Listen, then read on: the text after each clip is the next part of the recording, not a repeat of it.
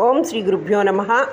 శుభోదయం, శుభ గురువారం, శుభోదయ శుభాకాంక్షలు. రోజులాగానే ఇవాళ చక్కటి మంచి విషయాన్ని చెప్పుకుందాం.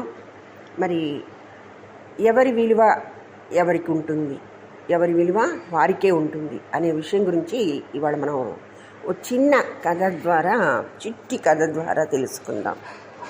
అయితే ఈ విషయంలోకి వచ్చేస్తే, ఒక ఆక్వేరియం షాప్లో రకరకాల రంగురంగుల చేపలు ఉన్నాయి.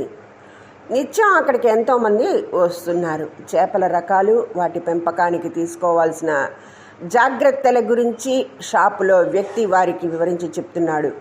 ఎవరికి నచ్చినవి వారు కొనుక్కొని వెళ్తున్నారు. ఆ షాపులోనే మూలగా ఉన్న ఆక్వేరియంలో బూడిద రంగు చేప ఒకటి ఉంది. దాన్ని మాత్రం ఎవరూ కొనుక్కోవడం లేదు. షాప్ అతను వేళకు తిండి పెడుతూ జాగ్రత్తగానే చూస్తున్నాడు. ఆక్వేరియాలు ఖాళీ అవడం, మళ్ళీ కొత్త చేపలు రావడం జరుగుతూనే ఉంది. తనని మాత్రమే ఎవరు ఎందుకు తీసుకోవడం లేదు అని దిగులు పడేది ఒక బూడిద రంగు చేప. అందులో ఒక బూడిద రంగు చేప.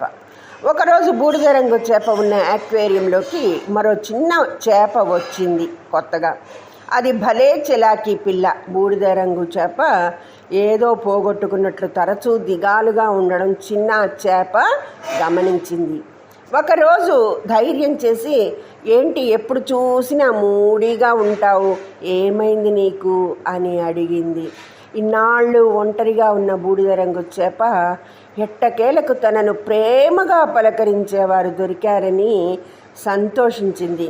చాలా రోజులుగా చూస్తున్నాను, ఎంతోమంది వస్తున్నారు, చేపలను కొనుక్కొని వెళ్తున్నారు.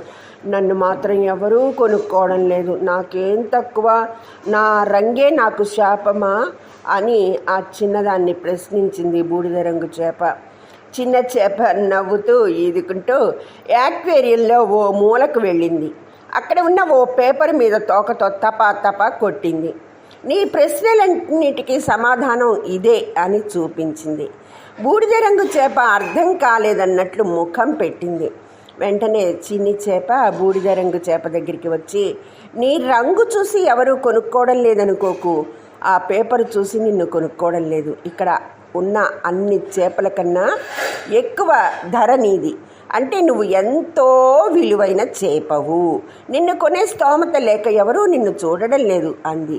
బూడిద రంగు చేప ముఖం సంతోషంతో విచ్చుకుంది. ఆ రోజు నుంచి అది మనసులోని దిగులుని తుడిచేసి ఆనందంగా జీవించింది. ఎంత చక్కటి కథండి. మరి ఎంత కష్టపడ్డా తమని ఎవరూ గుర్తించడం లేదని, విలువ ఇవ్వడం లేదని, గౌరవించడం లేదని ఇంట్లోనూ బయట ఉద్యోగస్తులు, మరి పెద్ద పెద్ద వాళ్ళు కూడా ఈ ఫీలింగ్ని అనుభవిస్తూనే ఉంటారు. ఈ బూడిద రంగు చేపల బాధపడడం అనవసరం. ఎవరి విలువ వారిదే, ఎవరి ప్రత్యేకత వారిదే. ఒకరు గుర్తించనంత మాత్రాన అది తగ్గదు. మనల్ని మనం తక్కువ చేసుకోకూడదు, మరొకరితో పోల్చుకోకూడదు. సూది పని కత్తి చేయలేదు. కత్తి అవసరమైన చోట సూదిని వాడలేం.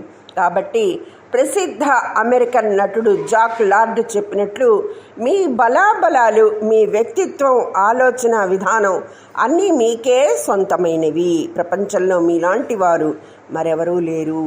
ఆ ప్రత్యేకతనే మీ విజయానికి పెట్టుబడిగా పెట్టండి అంటూ ఇవాల్టి చక్కటి మంచి విషయాన్ని మనం చెప్పుకున్నాం. ధన్యవాదములు. సర్వే జనా సుఖినో భవంతు. మీ అభిమాన హిమబాల శుభోదయ శుభాకాంక్షలతో.